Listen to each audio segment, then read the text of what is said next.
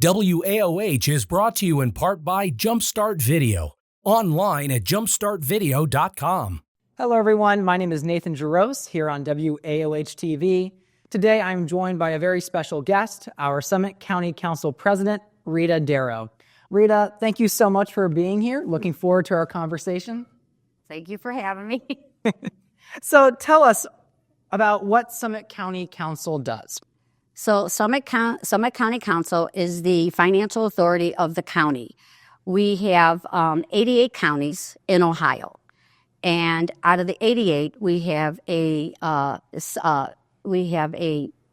two counties, Cuyahoga County and Summit County, have a chartered form government. And so we have home rule. Summit County Council has 8 districts and 3 at large. And we work directly with the executive branch. Excellent.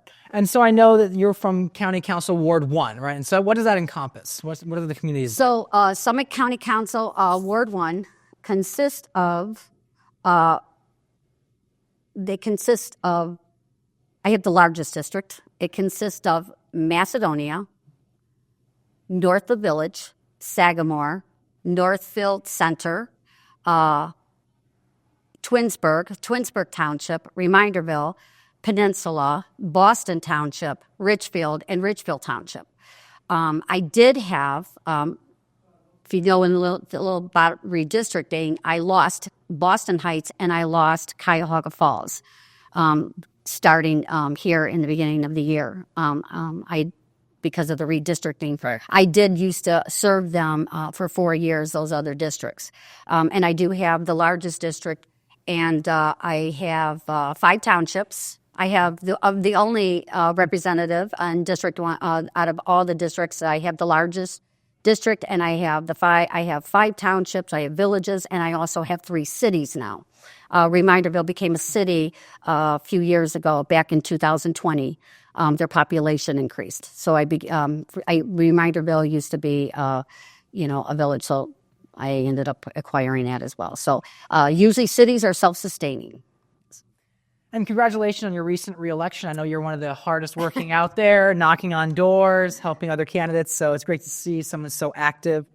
Now, what are some of the highlights you've experienced on Summit County Council? Well, going back to the question about what exactly, when I ran for office in 2016, I think this is extremely important. When I ran in 2016, I realized when I was knocking on the door how many residents of District 1 had absolutely no idea that they had a county council in Summit County. Right. So I had 4 years to think about it, and what's important is I made sure that I actually when I went around, I actually put all of their districts that were in my district, all the communities, the township, the villages. And one of the other things, Nathan, that I realized, they did not know what their county services were. So what I did is I put all their county services on here, and then I also included a telephone number to those county services, which are direct numbers. A little bit about that, what your Summit County services are. For example, we have an executive branch. We have Summit County Council. We have the fiscal office. We have Summit County Department of Sanitary Sewer. We have Cleveland Water. We have Summit County Prosecutor's Office, Summit County Sheriff's, Family Job Services, which is very, very important in Summit County. We have the Summit County Board of Elections. We have the Clerk of Courts. We have several divisions there under the courts. We have the civil, the criminal, the domestic.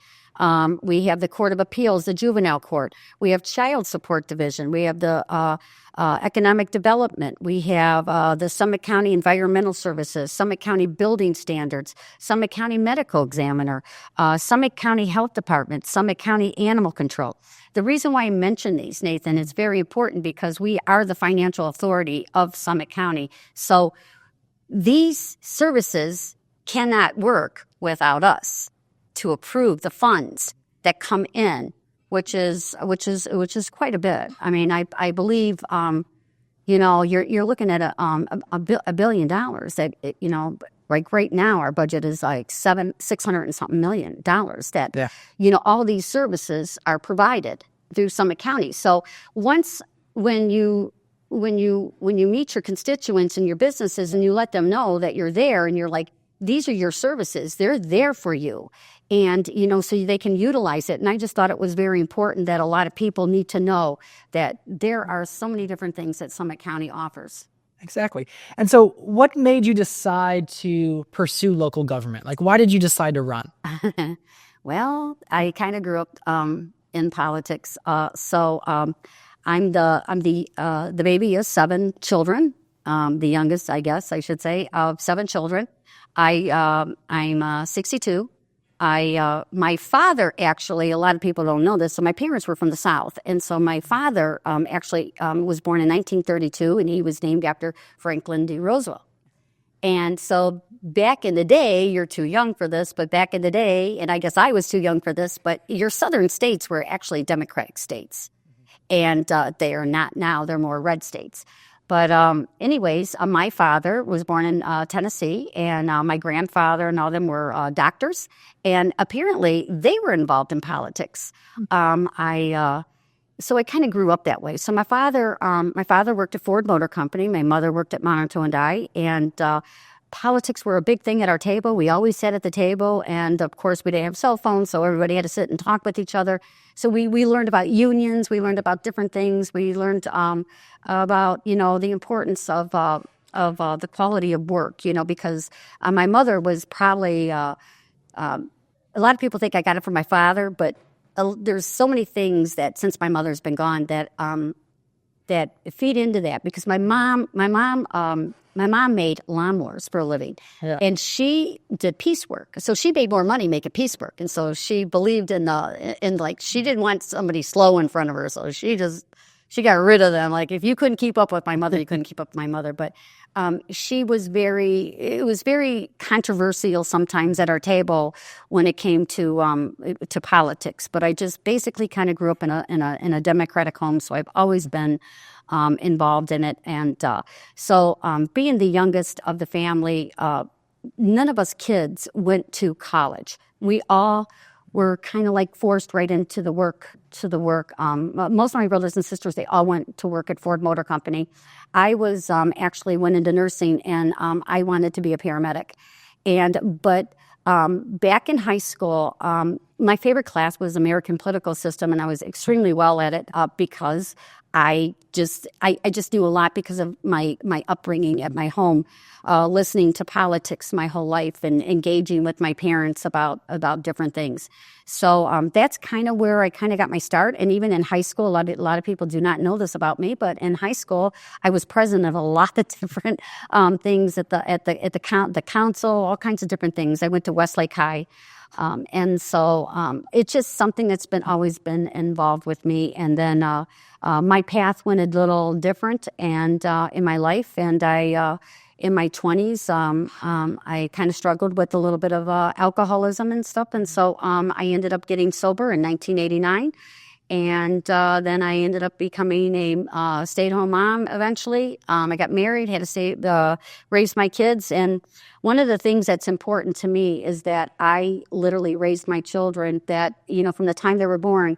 I didn't have the opportunity to go to college, but I told my children, you're going to college from the time they were born. And I was successful in that. My children are 28 and 25, and they both went to Bowling Green State University. They both got a degree, and I was determined in that because nobody from our family ever went to college. And so I'm like the very first ever really force their kids to go to college, and I'm really proud of that. But in 2012, though, I actually was at the Board of Elections. I actually worked as the Democratic poll worker during the elections, and then in 2012, my kids were a lot older, and my spouse, David, he was running for the school board. And so while we were there getting the petition, he says, and she's going to run for city council. And I ended up getting on the ballot. He did not, and because I followed the rules. And I became a city council member in 2012 and to 2015. And I wanted to run for county. And I, from 2015, then on 2016, I ran for office, and then that's when I actually found out that, that a lot of people didn't know what their county services were. So I made sure that I put something together back in I waited and came back in 2020 and ran again. And when I knocked on those doors, I made sure that they knew what their county services were, and I made sure everybody had a magnet that I spoke to, and I still do to this day. This is like one of the biggest things. I really encourage everybody to learn what their local government and what their county government is and what their federal government is. And one thing that I struggle with today, and I think it needs to be known, is that kids graduating today, 18-year-olds, if you give them, they have absolutely no idea what a primary is or a general election or a special election. So when you have to fill out a form, if you're going to get an absentee ballot and you fill out a form and they go, well, what's that? Like what election is this? Okay. Yeah. Because if you fill that out wrong, you're not going to get your absentee ballot. Mm-hmm. It has to be done right. And I don't understand, because when I was in high school, American political system was like so important to me, and I learned what local government was and what federal government was and your county government, and read the newspapers. People don't read newspapers anymore because we don't have newspapers. Right. So. Well, thank you so much for sharing all of this, because I know there's a lot of great work being done in the county and providing these services. But, of course, there has to be that access and awareness that they exist. And so thanks for all the work you're doing to help people become more aware of this. And what are some ways people can get more involved? You can call. You can call. Like, so I make sure I pass these out in the library, Nathan. Sure. This is a little bit about, it kind of breaks down what the Summit County actually, how it was formed, the form of government, because most 88 counties have commissioners. They have 3 commissioners, and Summit County and Cuyahoga County became a charter. And when you became a charter, we have home rule. It's a different form of government, and you have more flexibility with the rules. But a lot of people don't even understand what a charter is. So a charter, actually, there's a charter review board, usually about every 5 years, and they make recommendations, and then the council will vote on that, and then that will go on the ballot, because only the people are the voice of the charter. Right. So a lot of people don't understand that, but that's important. But I pass this out because you can contact. You could go on Summit County, the Summit County Council website, or just go on to Summit County, and it's all right there. But there's all different kinds of services. There's also jobs. If somebody's seeking a job, and it's really nice because the executive branch and the legislative branch work so great together, and we make sure that a lot of these funds are going back into for the constituents and to help the constituents in so many different forms. Some of the things, Nathan, I brought with me, I wanted to make sure that everybody knew. Yeah. So like the ARPA money is running out and stuff, and so what we did, the executive branch did, was absolutely wonderful. We sat down. They sat down with all the leaderships, the trustees, and the villages and stuff. And they sat down and they said, "Hey, what's your wish list? Like projects that you could not do if we did not have this money." And we offered this, and so like to help them, be able to do projects like a lot of people don't know, but stormwater is a big issue here in Summit County. Right. It's so much money, and your local communities can't afford to fix these problems. And one of the controversial things was the stormwater district that we formed here in Summit County here recently in the last 4 years when I served. And what's nice about that is those funds that are collected from the homeowners and the businesses and everything, that money is actually held at the fiscal office. So now if there's an issue if there's an issue in somebody's community now here in Summit County, that money is there to help the communities fix those problems with the help of Summit County by having those funds there. It's hard to actually do something like that, but somebody had to do it, and we did it, and it's kind of wonderful. But so like we're doing a lot. It's like over $50 million has been put into the sewer system to clean up the water quality in our national parks. Over $10 million was put in there. We have surface water projects across the county to address flooding and water quality. Over $20 million. A lot of people do not know we're going to have a new board of elections. It's going to be in Talmadge, and it's we're putting over $15 million of that in there. It's going to be releasing from Land Bank, and right now, this last election, when you got an absentee ballot, we've already been starting running the ballots.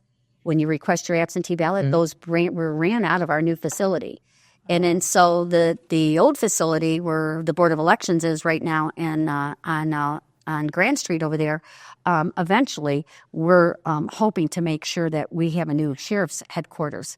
We're going to go on and put $10 million over there, and we're going to redo all that because right now our sheriff's department is shared over across at the court system and shared with a section at where the Akron Police Department is. Right. The sheriff's department.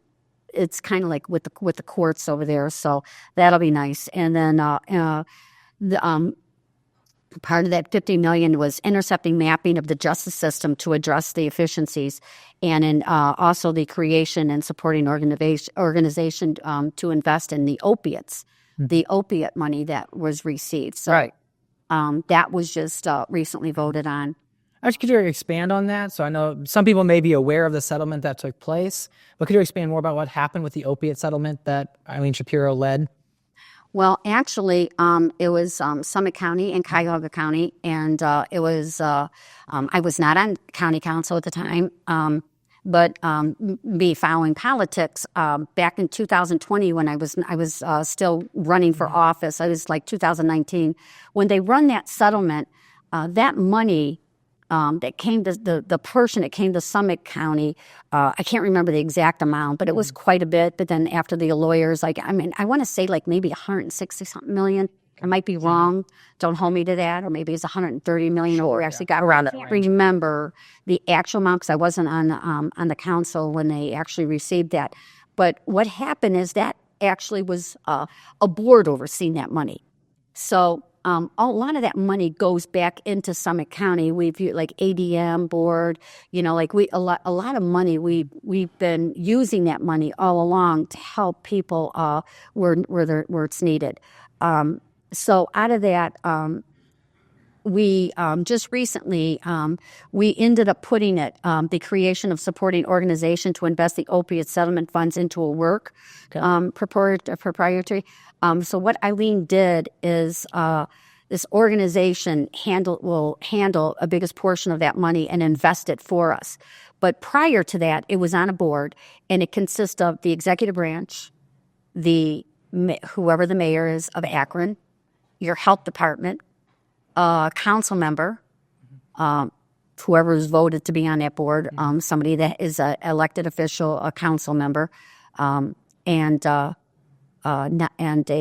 trustee. So not a county council member, but a council member from the local community of Summit County. And I'm not sure how they voted on that board, right? Because I wasn't on there. So, sure. But they consist of overseeing all of that money. So when Eileen came to us recently, the executive branch came to us. Eileen Shapiro came to the council recently. It was like $75 million, and so we kind of tabled that. And we kind of like said, hey, let's hold up on this a little bit. And so only so much was put in the organization right now, and some was put over into another piece that Council Member Brandon Ford can elaborate more on that because he's the one who wrote that actually. Okay. And anyways, but yeah, it's been quite interesting. But we've just been doing a lot with bringing back the money into Summit County and helping. Well, that's great to hear. Well, thanks for sharing your story about how you got started and what motivated you to become a public servant, and then listing some of the great work that's being done here in Summit County. Is there anything you'd like to leave the audience with? Any last final announcement or any other thought? Well, I actually, it's tax time. It is okay. It is tax season. So obviously we have Kristen Scalise is our fiscal office here in Summit County. And this is a great book, and I encourage anybody to contact the fiscal office here in Summit County and ask for this book because, not some people struggle. And there's all different kinds of programs that your counties offer to the people that will help them. So don't ever think that there's help out there. And with the increase of the values, so a lot of people are confused of how the values of your homes get increased, and so what happens? It's the legislative branch of your state. Right. The state issues to the Summit County fiscal office every so many years. I can't remember what. I think it was just like it was last year. Whatever. Yeah, it's different years, but I believe the state wanted the fiscal officers to increase your home value 38%. Right, that was a big spike for a lot of people. It was a big spike, and what's important about that spike is so if your house was $250,000, now it becomes $350,000. You're going to pay on those levies that go through. You're going to pay on every $100,000. So that's how that works, and then it's based on that. But anyways, so what was nice is Kristen Scalise's office, when she submitted the paperwork back to the state. When she submitted it back, they accepted. I think it was like 31%. So the value only went up 31. It could have been worse. It's nice to see her fighting for homeowners here in Summit County. This book has it talks about tax reduction, payment programs, real estate appraisals, dog licensing, weights and measures, unclaimed funds, veteran services. Well, thank you so much for sharing this, and thank you for being on the show.